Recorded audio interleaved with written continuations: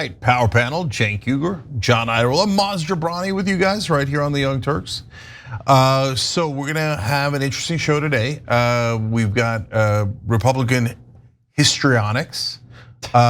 We've got people getting canceled for criticizing Israel, of course. It's any day of the week that's going to happen. We've got Democratic Congress people enthusiastically threatening their careers for criticizing Israel, which is of course another Tuesday moment. We've got Republicans potentially, well, not potentially, definitely messing with families' decision making at a sick, macabre level.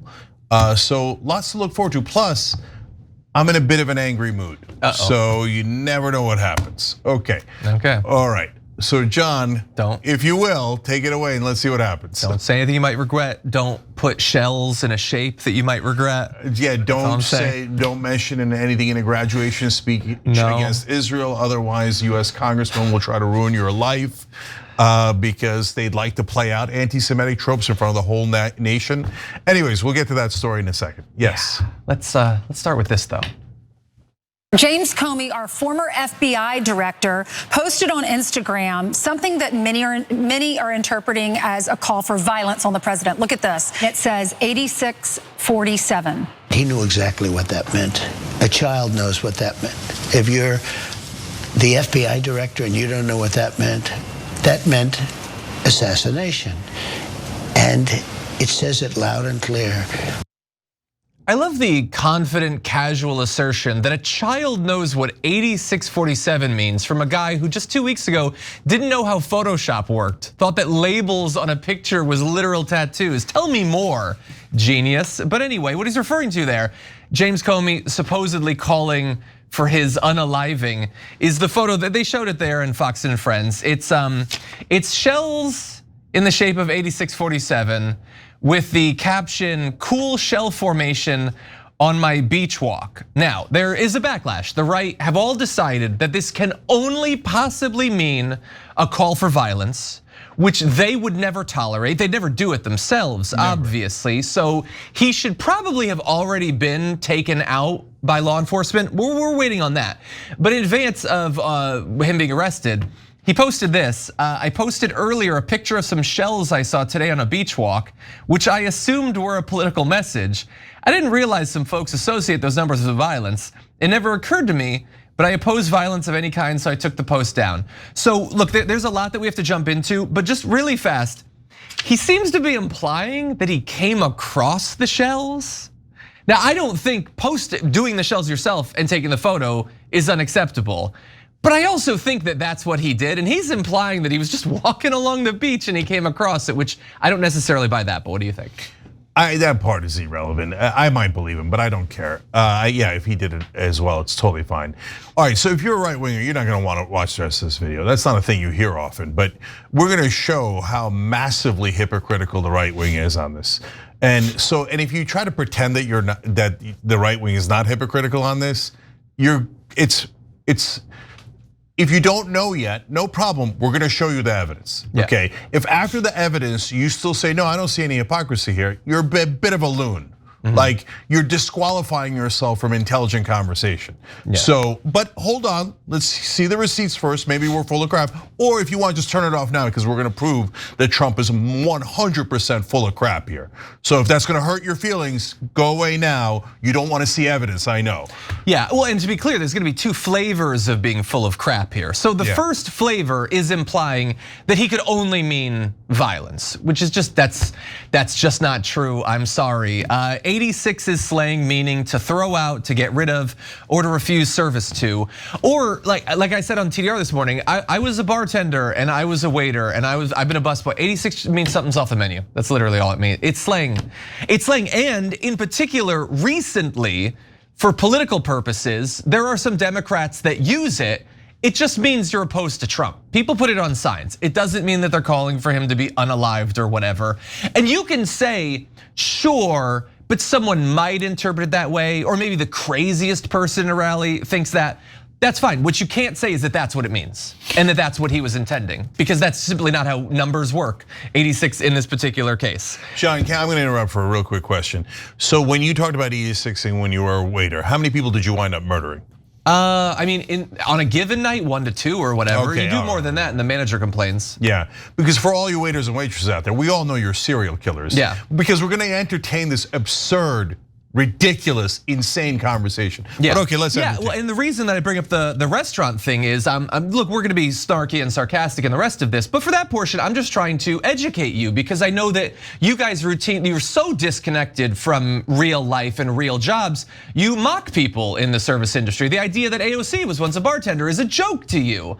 You're such men of the people, such populists. But anyway, so he's being investigated now by the DOJ. Pam Bondi is on this thing, and there is a real chance that they try to do something. They have no case, but whatever, they've disregarded the law, they disregarded the Constitution, habeas corpus is a thing of the past, so sure, lock up a former guy from the FBI.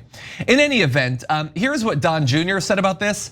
Just James Comey casually calling for my dad to be murdered. This is who the Dem media worships. Demented. Okay, just want to remind everyone, he's the guy that posted funny little jokes on Instagram about Paul Pelosi's skull being smashed open with a hammer. Very funny, yeah, casually. Oh, that's so funny. Remember when our fan was trying to murder you with a hammer? That's so funny. But he actually meant it. He thought that was funny. The attempted murder of Nancy Pelosi's husband was apparently hilarious to him. But a totally meaningless number that at a worst case scenario could be misinterpreted. He's trying to murder him. You histrionic little bitch. Okay, so I got a lot more where that came from. Sorry, John, keep going. 100%. And he was just one of the many right wingers that thought that the fact that Nancy Pelosi was almost murdered, if she'd been there, she would have been murdered. Instead, her husband was almost murdered, was hilarious for months and months and months. Fox News host joking about it on the air. No consequences, didn't lose their job or anything. It was the funniest thing they ever heard. Kristi Noem says disgraced former FBI Director James Comey just called for the assassination of Trump. DHS and Secret Service is investigating this threat and will respond appropriately. He's of course disgraced because he held loyal to his oaths to the FBI rather than just doing whatever Donald Trump wanted. Okay, I guess in the topsy-turvy bizarro world we live in, that is disgrace. Tim Burchett just says arrest Comey. Not look into it, not take it seriously, haul him away in chains because of the shell formation he posted on Instagram. But I'm very glad that free speech is so respected in America. I'm very glad that comedy is legal once again. Anyway, we also have Tulsi Gabbard, I believe, commenting on this. How serious is the administration taking this, and what are the next steps gonna be? We're taking this very seriously. The dangerousness of this, Jesse, cannot be underestimated. When we have 2 assassination attempts on the president's life, this is the guy who's issuing a hit on President Trump. Whatever James Comey intent, he and people like him need to be held to account according to the law, which is something that he claims to have given his life for and stands by the rule of law. Fantastic. The rule of law says people like him who issue direct threats against the president of the United States, essentially issuing a call to assassinate him, must be held accountable under the law. Do you believe Comey should be in jail? I do. I did not think that I could be surprised by Tulsi Gabbard. I mean, she's a clown, she's been a joke for many years, but that's beyond, I think, anything before. It's a call for assassins. It's not a crass comment. It couldn't maybe be misinterpreted. It couldn't have multiple meanings. It is a direct call for assassination, and he should be behind bars because of the JPEG he put on Instagram. And she is dead serious. That is how far into this fascistic regime she is. That said, I know that you're really interested in the hypocrisy of it. If you want, you can walk us through Jack Posobiec or however it's pronounced. I can if you prefer, but I know that's your favorite part of this. Yeah, so I can't wait to get to Moz too. So let me just, before we get to the hypocrisy, a couple of things here. The problem with the Bondi and Noem and Tulsi is that they signed up for it. Don't misinterpret what I'm saying. They're forced to kiss Trump's ass. That's what the job description is now. So if Trump thinks it's an assassination attempt, they all have to go through and lie and go on TV and say it's an assassination attempt, and the president almost died twice, and so Comey almost nearly killed him a 3rd time. They have to say these outlandish, moronic, pathetic things, right? And because that's what they sign up for. Quick side note, I know we're often ahead of folks, but when we called out Tulsi Gabbard years and years and years ago, and a lot of progressives said, no, Tulsi's right, Tulsi's true left, you guys are right wingers. And then it turned out we were right, Tulsi's a giant fraud who kisses anybody's ass to get into power, okay? So you're welcome for exposing her years before anyone else did, okay? So here she is. And now, not only is she being absolutely ridiculous, but all these people, it's super ironic because they're putting Comey's life in danger. They're telling every unhinged MAGA guy out there, and you guys, if you've been paying attention to us, you know, we don't think all Trump voters are unhinged. We don't even think all Trump voters are MAGA. We have a sophisticated, nuanced look at Trump voters. But at the outer edge of MAGA is a bunch of loons, okay? And so when they hear, oh my God, Comey's trying to kill Trump, what do you think they're gonna do? The guys who smashed Pelosi's head in, Paul Pelosi's head in. You're putting Comey's life in 1,000 times more danger than Comey with his freaking shells put Trump's life. And are we consistent on this? Remember, Comey is the one that Democrats hated the most because he reopened the Hillary investigation right before the 2016 election. And that very likely did cost her the election. And Democrats loathed him for it. And what did we say here on the Young Turks?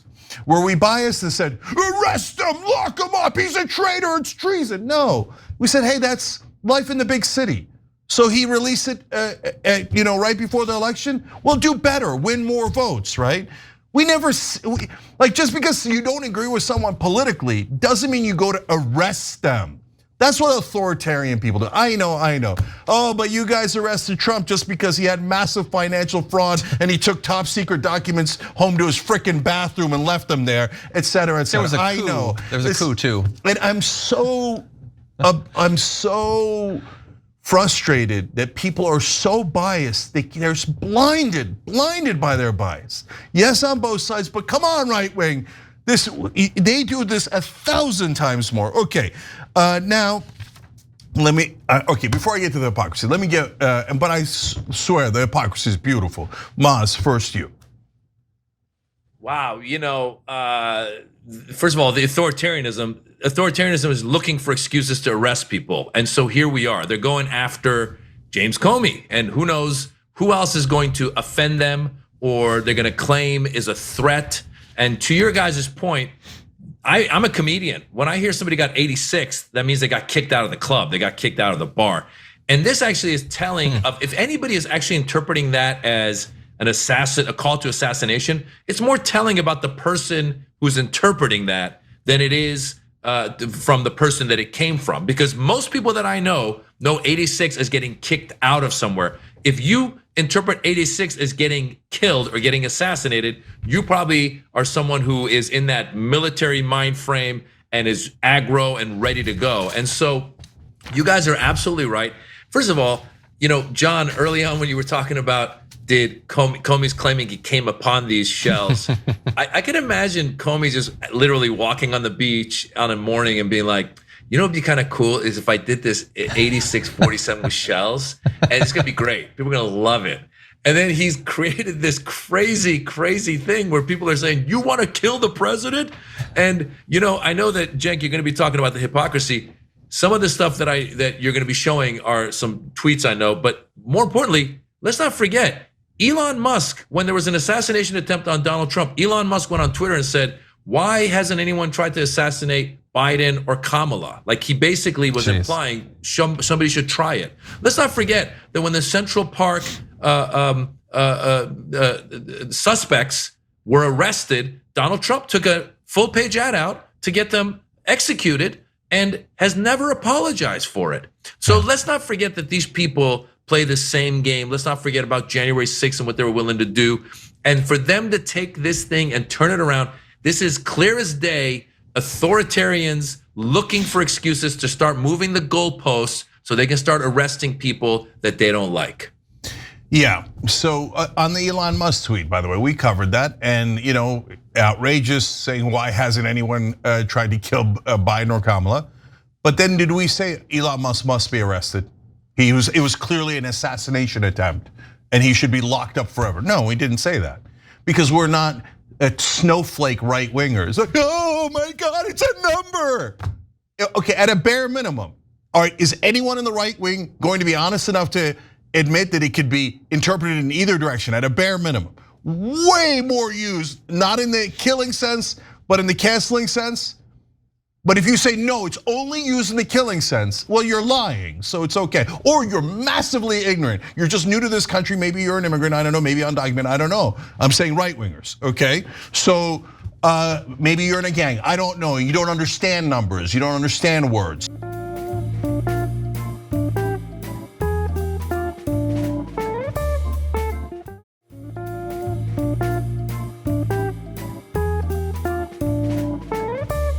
All right, so let's now get to the hypocrisy.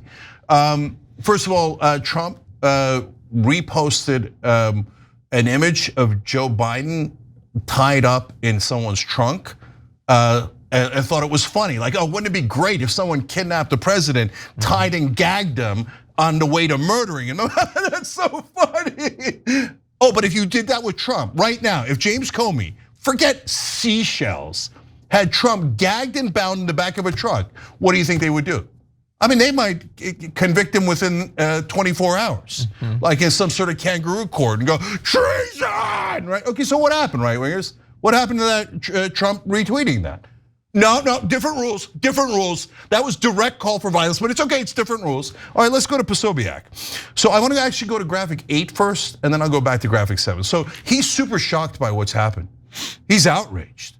So he says, the former director of the FBI is calling for the left-wing assassins to target our president and kill him. Have no idea why he hasn't been arrested yet. It's a good question because it seems like maybe the authorities are 3 years late in arresting Posobiec because back in 2022, he posted this about Biden, 86-46. It's not even shells, it's more direct. He literally wrote it out himself, posted it. So now I tell you that for 2 reasons. Number one, on people like Posobiec, he knows he wrote 86-46. He knows he's lying and doing histrionics. And he knows that it's totally benign because he did it, right? Or maybe when he did it, he meant assassinate Biden. We don't know that Comey meant that, but we just found out that Posobiec thinks every time you say 86, it means murder that guy. So I think the FBI, but the Secret Service, which is still protecting Joe Biden, former president, should go and talk to Posobiec. Obviously. Because I don't think 86 means assassinate someone, but Posobiec just told us he thinks definitively it means murder someone, and he put that out about the former president. So under his, not my logic, under his logic, he should definitely be arrested right now. Okay, just to be safe. Now, is that gonna happen? Are right wingers gonna call for Posobiec to get arrested because they really believe the number 86 means murder every time? No, of course not. They're gonna say, oh, he was just trolling, man, no big deal. But seashells, oh my God, there's seashells, I'm crying, seashells. Come on, get the hell out of here. All right, it's not just Posobiec, Matt Gaetz.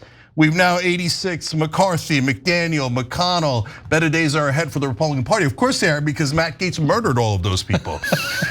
Okay, arrest Matt Gaetz, come on guys, who are you kidding? By the way, people have been saying 86 in politics for a long time, including Democrats. Gretchen Whitmer said it about Trump in the first term. She had like an 86-45 pin. But back then, people weren't pretending that that meant murder. They're now, the new thing is not the number. The new thing is, all of the Republicans at once pretending it means murder. So now we have to treat it like, oh, it's a real debate. And idiots on CNN are going around going, well, it could be, or maybe it should be investigated, everything's 50-50. No, guys, I'm the one who tells you, hey, listen, don't blame all Trump voters. Hey, let's be nuanced here. They're not all the same people, etc. But that doesn't mean when someone is 100% wrong that you call it 50-50.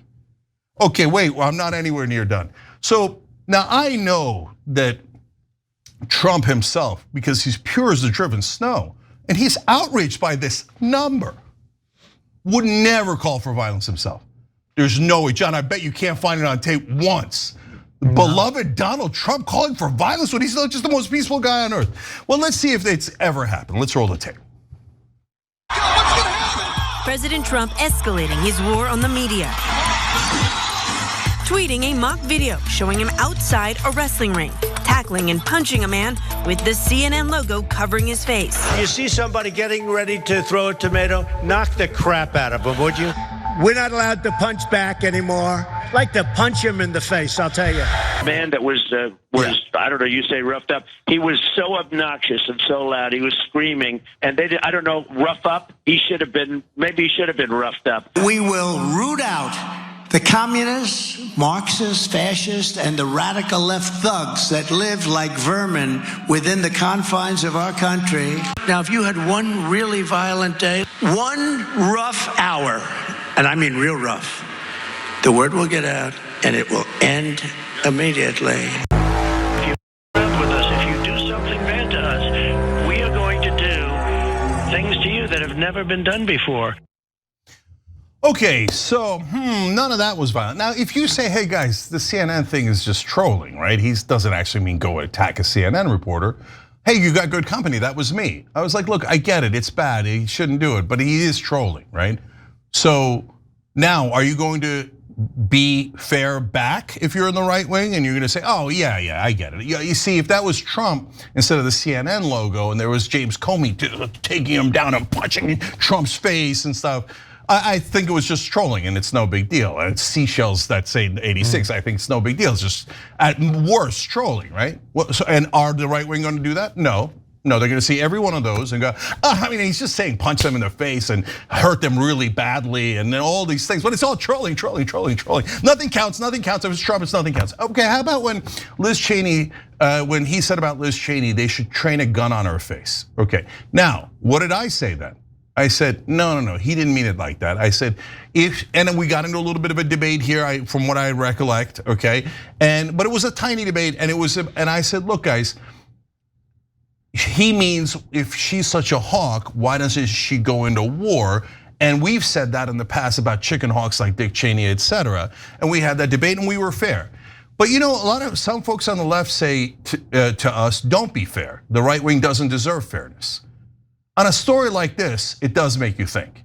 So are we just both gonna be blind? We're just gonna both be biased, and we're just gonna tell you every time that Trump says something, he meant to murder everyone, and he meant to murder Liz Cheney, and then you guys are gonna say that, oh, you criticize Trump or Israel, that meant you murder and you're anti-Semite and etc. And we're gonna just inflate everything into some sort of ridiculous drama.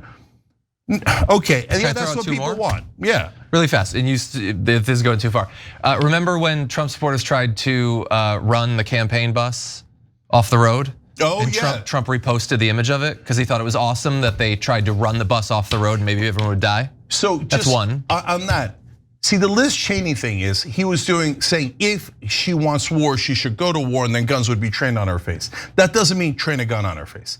In the case of the bus, they were literally trying to run the bus off the road. That was super dangerous. That was not seashells, that was not symbolism or a metaphor. If they actually ran the bus off the road, a lot of people would have gotten really hurt and maybe died. Yeah. And Trump's like, oh, that's awesome. I like that you did. We're doing actual violence. That would be great if you did violence against the left. So spare me. And Trump like laughing at Paul Pelosi too. You mentioned that earlier. We smashed his head in. A fan of mine did it. Yeah, it's so funny. And now you're concerned about violence. I don't know. Zero credibility. One more. And one more, because this is about calling for violence specifically for a candidate. He was running against Hillary Clinton, and he said if she gets in, there's nothing you can do. Well, maybe the Second Amendment people, maybe they could do something. Yeah. What is that? What is that supposed to mean? There's no restaurant context. I was in a lot of different restaurants. That doesn't mean anything. That doesn't mean you're off the menu. That means people who love guns could take her out. Yeah, that was actually one of the worst things he ever said, because there is no other explanation for it. But every time you're told the right wing, he says, so what? Seashells, get out of here. You look like bitches. If you're in the right wing, you look freaking pathetic. Oh, seashells. Oh, of course, the Second Amendment, we take out Hillary Clinton, we murder her. No big deal, we lock her up. You're gonna charge Trump? Oh, seashells. Come on, bitches, come on. All right, Maz. By the way, first of all, they talk about cancel culture. They go, oh, you guys you cancel, you can't say anything, And then to your point, this guy puts up these seashells and they're freaking out by it. And if I were his publicist, I'd be like, just go out and say 86-47 references when the last when the Mets won in 86 and the Yankees in 47. That's what I was talking about. And of course they say, no, you're trying to kill our guy. It's such a ridiculous thing that these guys are doing, and it is so hypocritical. And we saw, like, whenever there's also, by the way, whenever there's like a mass shooter or even the guy who tried to shoot him, they tend to have allegiances to the right wing. They're not, I'm not saying there's not crazy people on the left wing, but I am saying that up until now, anyone who's been doing anything less violent tends to be going off of Trump's playbook, off of the far right's playbook. And so for these guys, again, to pretend like this is a thing is crazy. But more importantly, let's keep an eye on what they do, because if Comey does have to deal with some sort of legal repercussions, this is not a good thing for any of us, because they're gonna find ways to come after you. Yeah, last point is from one of our members, Uriah Heap, reminded me of this. I had forgotten. You're awesome for reminding me. She's on tyt.com. I want to give right-wingers a history lesson, and she included a picture of the IDF bomb with my name on it. I think that's a little bit more of a threat than seashells with the numbers 86 on it. When they put your name on a bomb, that's a pretty significant threat. And that's why I had all of the IDF arrested. Okay, but go ahead, still pretend that this is a big deal, cry and cry and cry, and then try to arrest them, and the people talking about treason, and so, okay, now we're getting into real violence, etc. And then say, I don't know why people think we're authoritarian. I don't know why that occurred to anyone. Oh golly gee, we're pure. And all of a sudden somebody came along and said, oh, just because we want to arrest the guy that Donald Trump doesn't like for seashells, all of a sudden we're authoritarian. Yeah, that's how it works. Okay, we got to take a break. When we come back, as you can tell, I'm in a mood, so buckle up.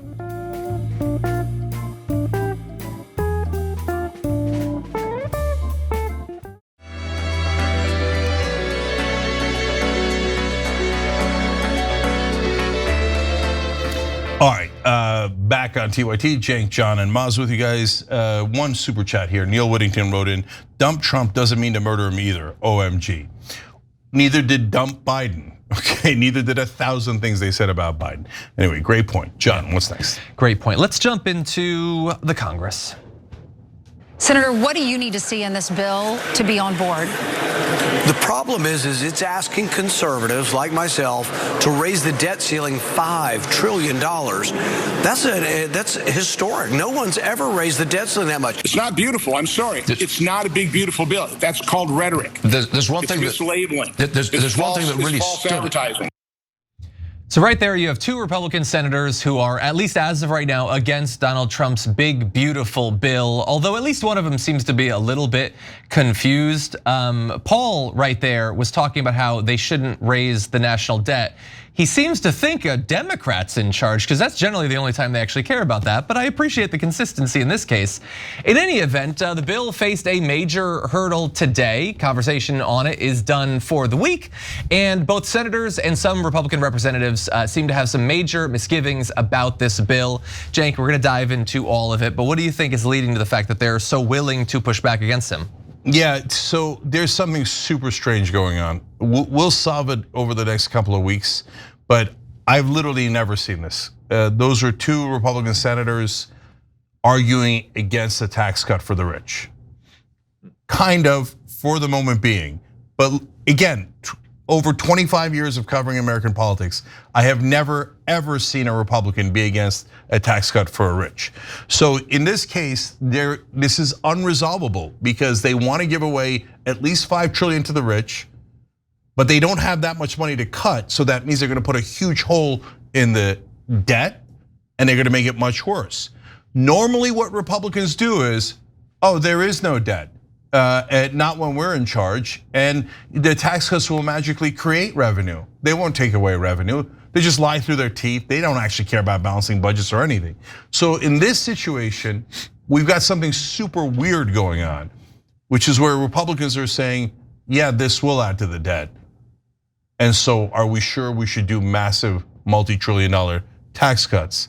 Yeah. I've never seen it before, so I can't explain it. This is a new phenomenon. Yeah, and so their problem seems to be on the it costing too much side. And then we will get to, there's some Republicans that are on the we're cutting too much side in terms of Medicaid, and others who grotesquely actually want to cut more. So we're gonna get to all of that. But before we jump to the House, let's have a little bit more from the senators about their problem.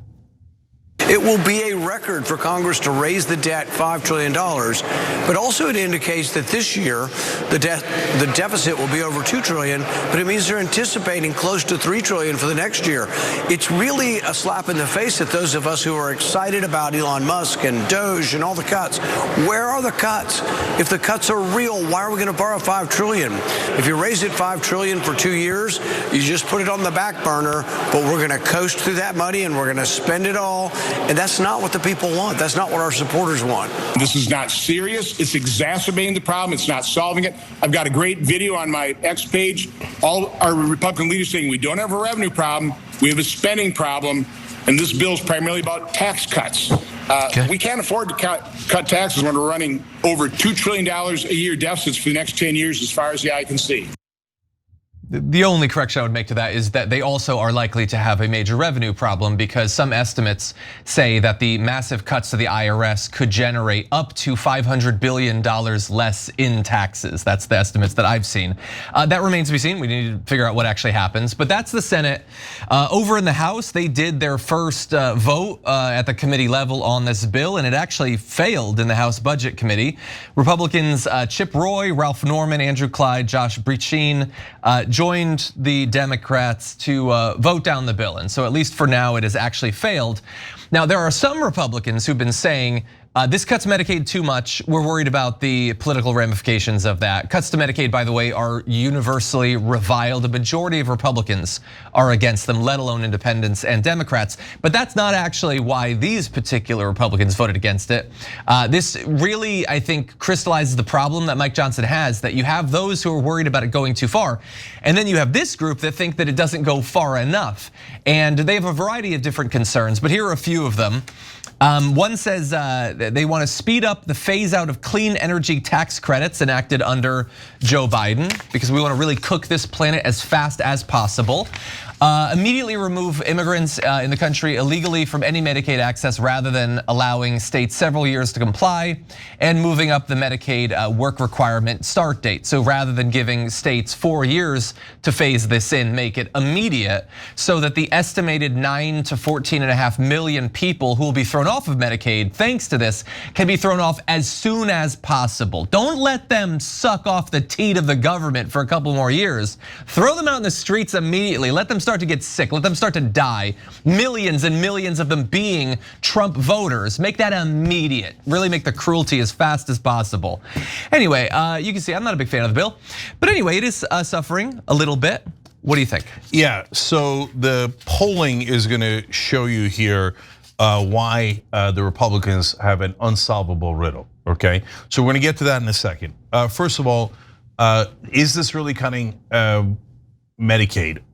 Yeah, 10 million people are gonna be cut off the rolls. Now, think about the paradox they're setting up here. They're saying, well, we understand you might need Medicaid sometimes, and so that's why we have the program. But you know what? We got to make sure though that you're going to work and trying your hardest, because we don't want any giveaways. All right, maybe that sounds reasonable to you, right? And I think in some circumstances, I would say, yeah, after a certain amount of time, et cetera, on some government programs. But on Medicaid, the whole point is, if you can't afford healthcare, we don't want you to die, right? So that's about healthcare, it's not about anything else. So, and that's absolutely critical. They say, now you gotta go get a job. Now the thing is, in one of the provisions here, if you get over $15,000, they start cutting your Medicaid. $15,000 a year is minimum wage. So if you get a job, they kick you off of Medicaid. If you don't have a job, they kick you off of Medicaid. Perfect system. Yeah, because you know why? Because they don't give a damn about you. They just care about the rich. So that's why what Ron Johnson, Rand Paul did this similar line that they usually do. Oh, the real problem is the cuts. We haven't cut from the American people enough to give to my rich donors yet. They're still, stuffing their mouths, and we need to give them a nice big buffet. So we're going to take it from the, most needy. So Rand Paul's like, he's complaining about the debt, but he'll shut up later and he'll pretend that the tax cuts don't create debt. That's my guess. That's what they do, like literally 100% of the time until today. Ron Johnson, maybe he's just a knucklehead. He's not that bright. Maybe he slipped up and said, oh, the tax cuts are too large. He's not supposed to say that. He's supposed to say, oh no, the tax cuts are great. They will create revenue magically. They will trickle on you later. Okay, but he's not saying that. So that's why I'm totally surprised by that. But the rest of the Republicans, as usual, they didn't change at all. You think they're more populist? No, they're not populist. You think that it made any difference at all? No. So for Trump, you could make an argument that he is really trying for peace negotiations. You could make a counter argument, right? But it's debatable. On Republicans in Congress, in my lifetime, including now with the exception of that one Ron Johnson clip, it has been 100% of the time where they say, yeah, no, everything for the rich. The biggest tax cuts you can imagine.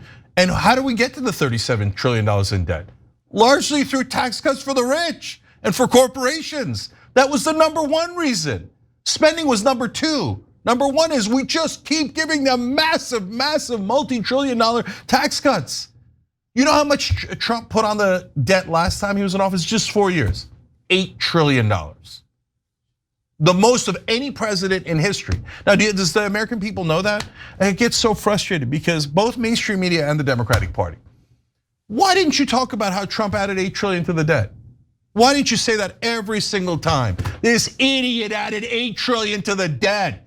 8 out of the 37 out of our entire history by this moron who can't do math and who's so greedy. He gave himself a whole bunch of tax cuts and all of his rich friends a whole bunch of tax cuts and just piled onto the debt. The Democrats instead went, and why? Because they're like, oh, secretly that goes to our donors too. Otherwise you'd fight back. And mainstream media is like, well, Republicans say this, that $5 trillion in tax cuts magically creates revenue instead of costing revenue. And the Democrats say, so the Republicans are right. No, there are actual facts. So we're gonna get to more here in a second, including the polling that's so important. But is it a Medicaid cut? Yes. And my guess, Maz, is what they're gonna do is what they do every single time, which is they'll get to the finish line. There'll be a lot of fighting. Some will be real and some will be fake. And then at the end, they'll go, screw the deficit. Let's give the rich everything. They're not gonna cut. They're gonna make the deficit lower? No way. They're gonna make the deficit much higher. And that's because they can't wait to pay back the bribes that all the rich people gave them to get elected. Boss. Well, Cenk, tariffs are going to pay for all this. What are you talking about? All the tariffs that have been canceled, right? Exactly. First of all, the national debt, $37 trillion, and I like it. I love the national debt because it makes me feel good about my own debt.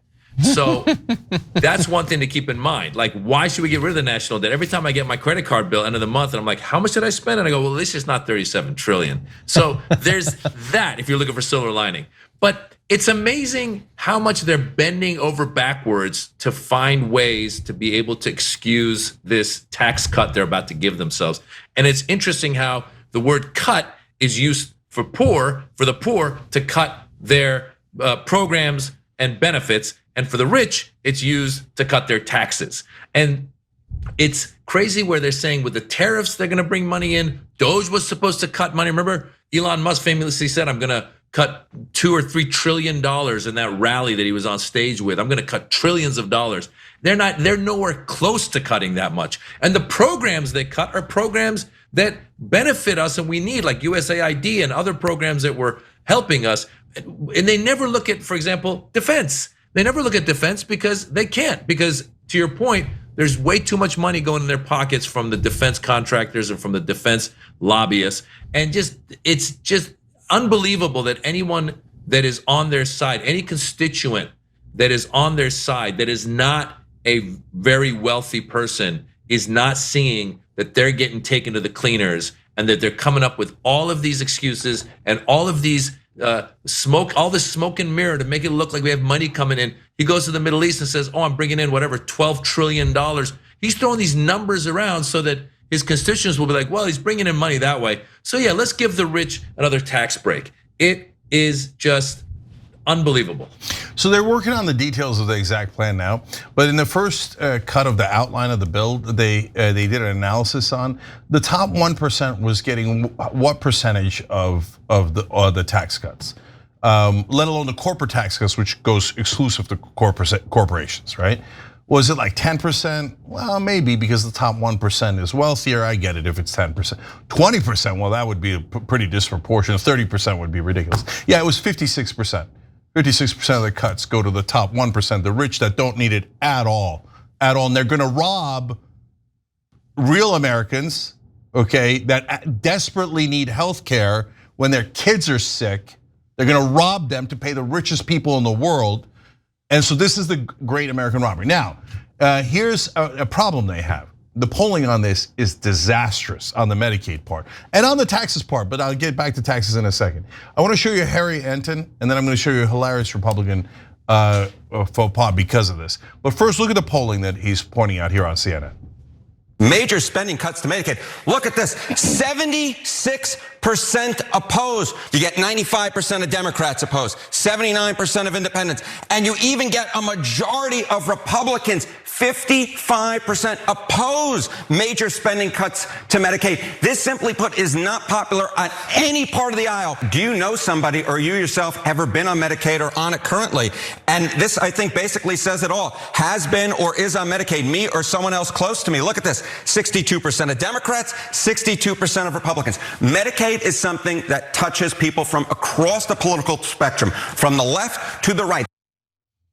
So that's them going after the average American, and that's why the average American is dead set against this. 3/4 of the country saying don't cut Medicaid. That's why it was important for the Republicans to rebrand this as Medicaid reform. So let's go to video B3 of Congressman Jason Smith and see how that rebranding is coming along. You can look at Medicaid cuts, the Medicaid reforms, I should say. We're gonna cut Medicaid. I mean, reform. We're just reforming Medicaid. You know what I'm saying? I mean, we're gonna cut like at least 10 million people out of the rolls, and they'll be reformed into probably massive illnesses and maybe their kids dying. But hey, to be fair, the top 1% needed another $5 trillion. So that's the sick thing that's going on here. So at the end of the day, this is unresolvable. There is no way to cut that much in taxes and to balance the budget. There just isn't enough money. There isn't $5 trillion in the budget to cut. And you can't, just trying to take it out of Medicaid is unpopular. Oh, and last poll for you guys. You know, at least, tax cuts are very popular. I've been told by mainstream media my whole life how popular tax cuts are. And that's why the Democrats have to go along. They don't have a choice. There was nothing they could do. There was nothing they could do, right? So let's see if that's true. Here, oh, this is from Politico, so that sounds right. 76% of registered voters believe the wealthiest Americans should pay more in taxes, more.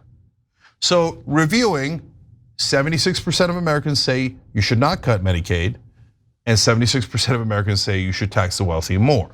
So instead, the populist Republicans will do the exact opposite. Enjoy. Ridiculous. Well, I think we should take our second break. Another story coming up to end the hour after this.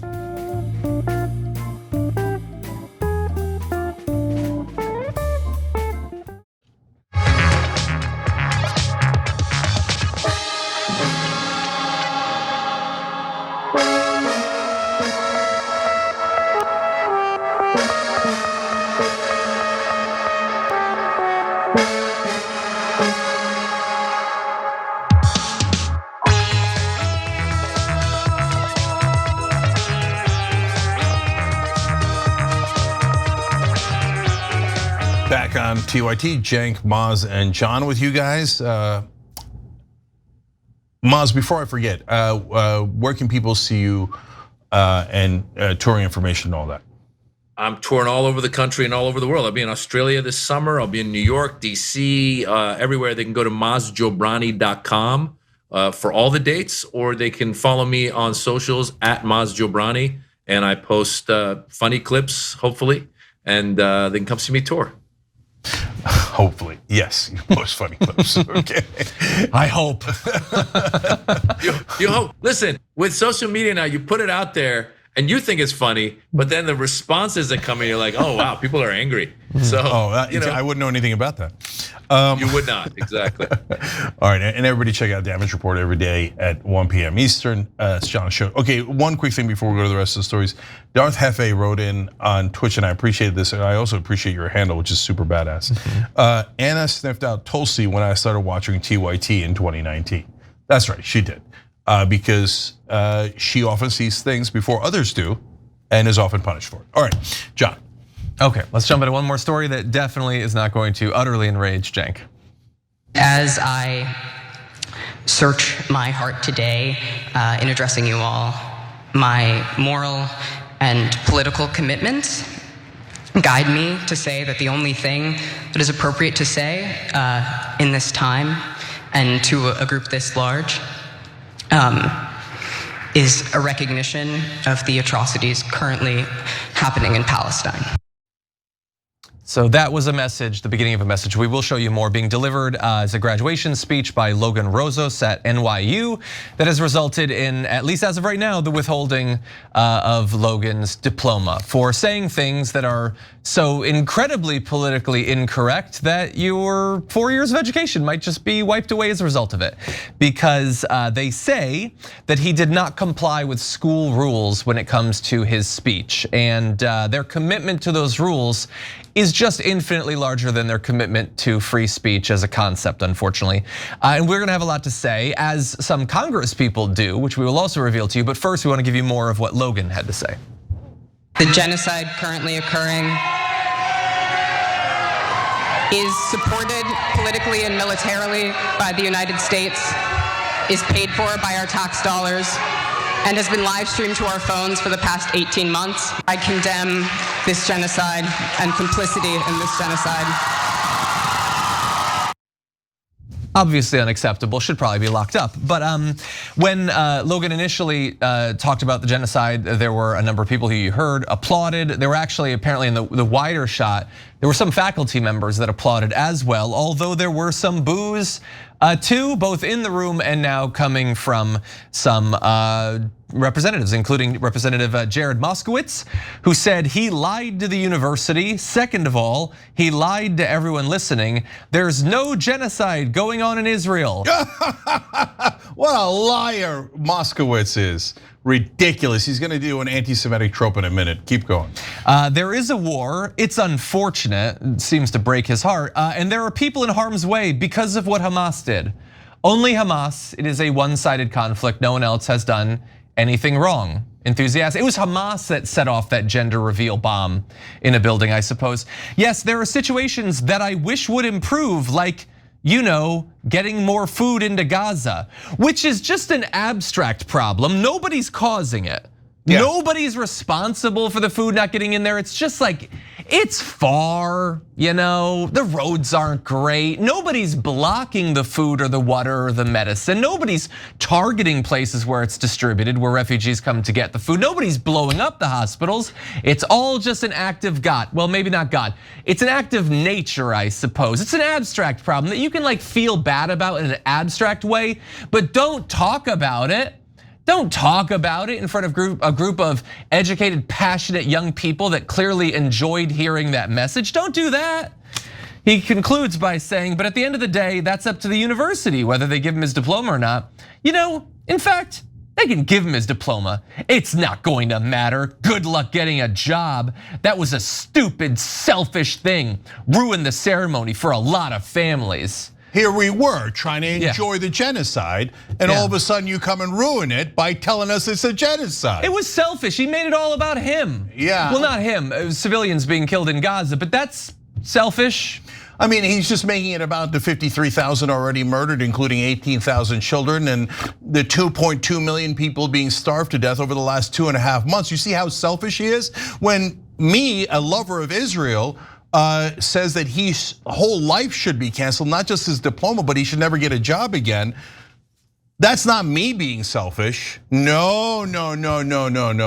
Look, they would have done this if he'd criticized Norway. Or if he'd criticized, cantaloupes. It was just because he lied that they were so upset. Yeah, sure. It just happens to be about Israel again. Interesting. So, okay, did you notice the anti-Semitic trope he did there? Basically saying, you'll never get a job again. But wait a minute, that's what people say about Jews. Like if you ever say anything against Israel, Jews will make sure that you never work again. Jews will make sure of this, that, and the other thing. And we say that doesn't happen. And here's Jared Moskowitz, a Democratic congressman, saying, oh no, it will happen. We'll make sure that you never get a job if you ever criticize Israel or you're honest about Israel. That's like one of the most anti-Semitic things a congressman has ever said. Are they gonna censure him? What do you mean he's never gonna get a job? How would you know that? Are you gonna go and talk to every single person who could possibly hire him? Millions and millions of people? What does it mean that you know that he won't be able to get a job? And by the way, it's not theoretical. Billionaires like Bill Ackman have said for anyone going to peace protests, that he circulated a memo in Wall Street saying never hire them.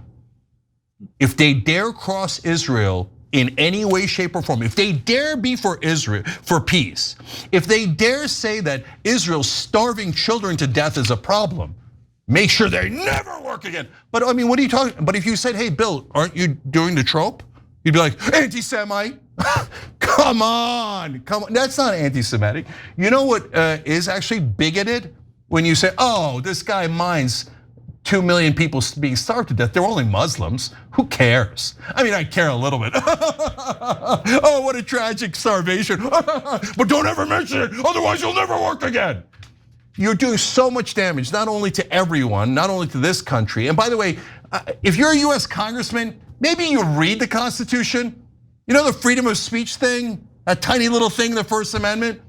There's no asterisks unless you criticize my beloved Israel. And yes, I work for them and not the US government. I said it. Why don't you concentrate on the US government, Jared Moskowitz? Instead of, oh, somebody, not in Congress, at an NYU graduation, and not in Florida where he's the congressman, but in New York, said one thing criticizing Israel as they're in the middle of the worst war crimes we've ever seen in our lifetime.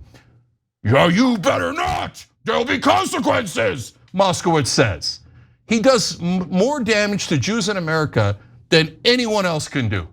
You gotta cut that kind of talk out, man. Jesus Christ. We're trying to make sure that anti-Semitism doesn't rise while we make sure that Israel doesn't keep killing Palestinians. Those are both very hard tasks. But you're not helping when you go around, if you cross us, Jews will make sure you don't get a job. Why do you say that? Why do you say that? That's so stupid.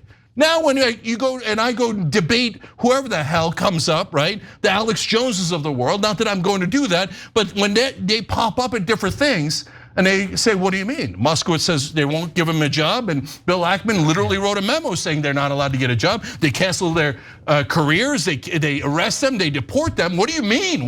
How can you say that they're not doing this when they're admitting doing it? Moskowitz, you're not supposed to say it out loud, you moron. And what are you gonna do?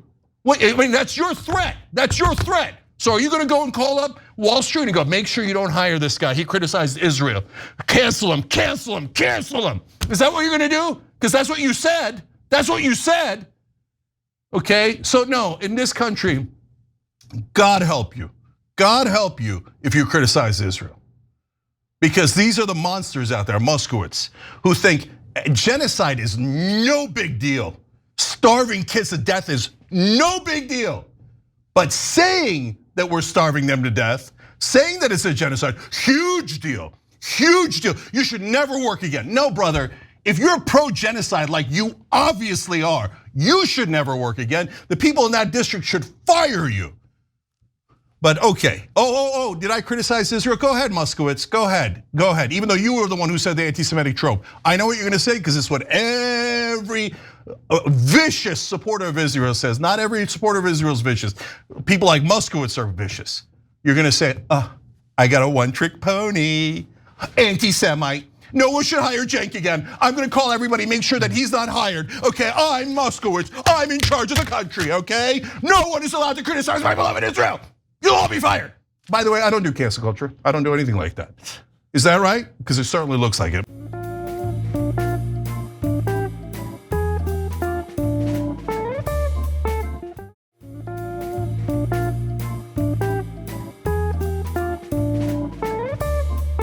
I mean, first of all, that kid was very courageous. Good for him for taking that opportunity to stand in front of all those people and say what he said. And we should be celebrating that as Americans. No matter what side you stand on with Israel and Palestine, you should be celebrating his freedom of speech to say that and his courage to stand up there and actually say it. Now, there was a funny moment if you look at the video where there was a faculty behind him, and when he said something about the genocide, the guy just puts his head down, like he's like, oh no, here we go. But hey, this kid was courageous to stand up there and say that. And the truth is, when it comes to Moskowitz, there's a lot of stuff I've seen of Moskowitz that I like. I think that he does a good job. But in this case, you're absolutely right. What is he talking about? The fact is, they jump on anything that you say. This kid was up there saying, look, I have to take this moment to stand up for justice in this case. And I don't care, again, whether you're Israeli or you're Jewish or you're Muslim or you're Palestinian. We are seeing these killings of innocent people and women and children, and it continues and it keeps going, and you gotta call it out. And I'm surprised at how the blind spot that so many people like Moskowitz have when it comes to this. Where's the humanity? Where is the sympathy that they feel for other people inside this country or around the world? And it just somehow gets lost. I mean, you can't even say ceasefire. You say ceasefire, they go, how dare you say ceasefire? You want Hamas to kill us? No, I don't want Hamas to kill you. I want the hostages to come back. I want the killings to stop. I want the place to be rebuilt. We all want a solution. We want a peaceful solution. But if you look at the facts and you look at Netanyahu and you look at his cabinet and you see that they're far right and they do want the annihilation of Palestinians, then you understand what this kid is talking about and you call a spade a spade. So it's upsetting to me to see some people who are, on the left who don't see that. I agree. Maybe a couple points. First of all, there's the genocide that we've all witnessed. We just have. If you can't identify this as a 1.5 year long series of intentional war crimes, then war crimes just don't exist anymore in an objective sense. Maybe people you hate can commit war crimes, but there's nothing that's objectively a war crime if what we've seen doesn't count. Let alone that Moskowitz knows that Donald Trump has already announced that they're going to ethnically cleanse Gaza. They're going to ship everyone out. They're going to pack them in cargo containers, send them to some slum somewhere, and steal all their land. And everybody's just pretending that that's not a thing that Donald Trump has promised multiple times. It has not been discussed in the Israeli government already. But in terms of the message, let's also acknowledge that this is, to some extent, a consequence of the overall icing of free speech that we've experienced as a society.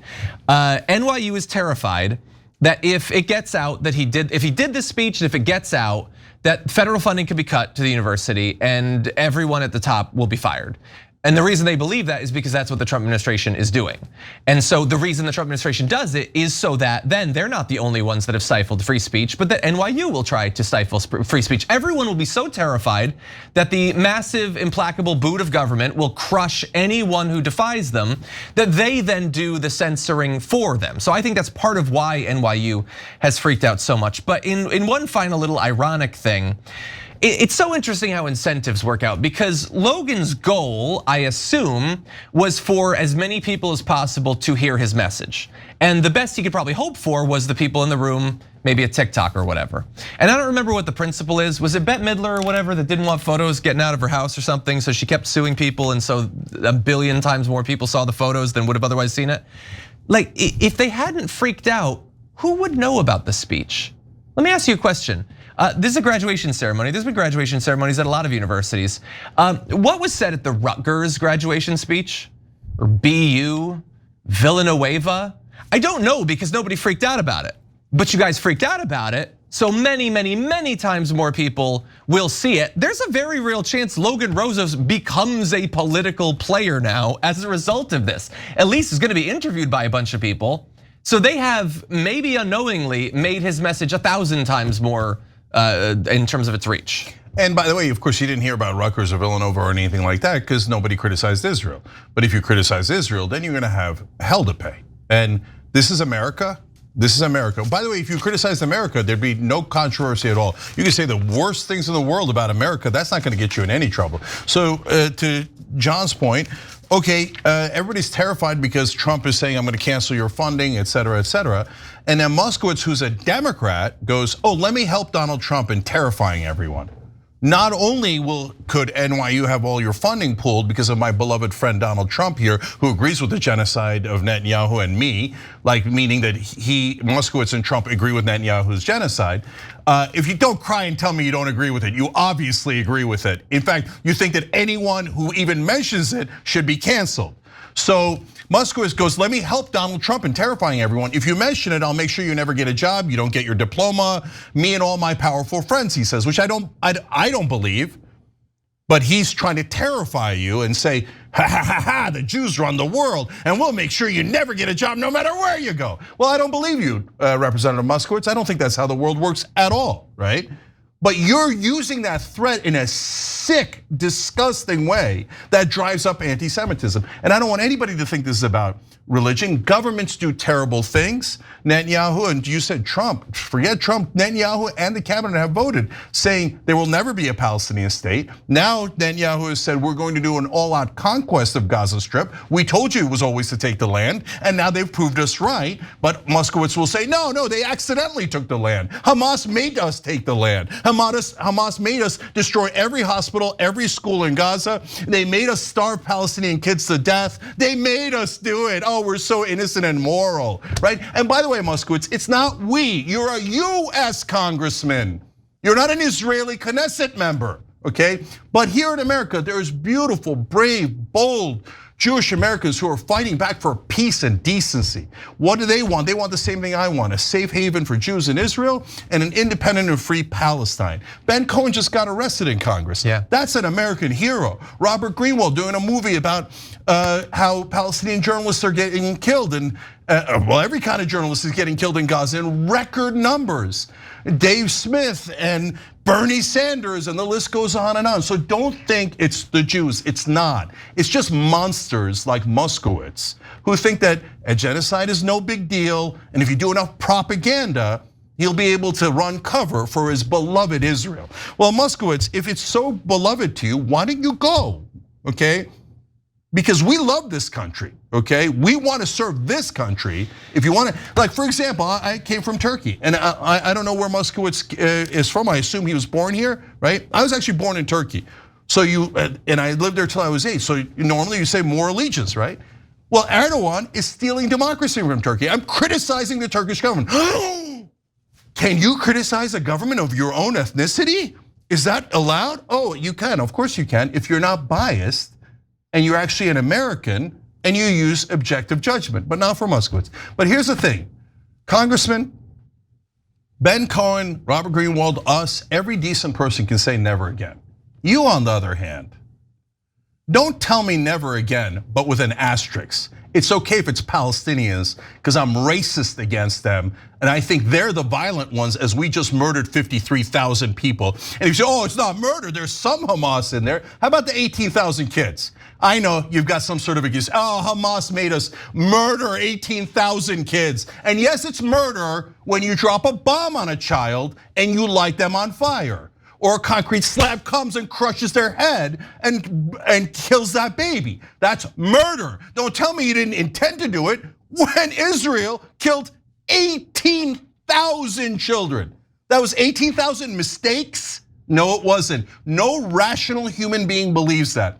Only propagandists for a sick, genocidal government believe that. And that is not all Israeli governments. That is the current genocidal Israeli government that has announced, yes, we're going to push them out, we're going to ethnically cleanse them, we're going to steal that land. But if you say things that are true that they themselves said and voted on, Moskowitz will say, you're never gonna work in America again. No, you don't get to decide that. You don't speak for all Jews, you don't speak for all Americans, you don't speak for anyone except monsters who love genocide. That's who Representative Moskowitz is. Yeah, I know, Moz is right. I've seen him do other things. That's clever. He's got fun little sneakers.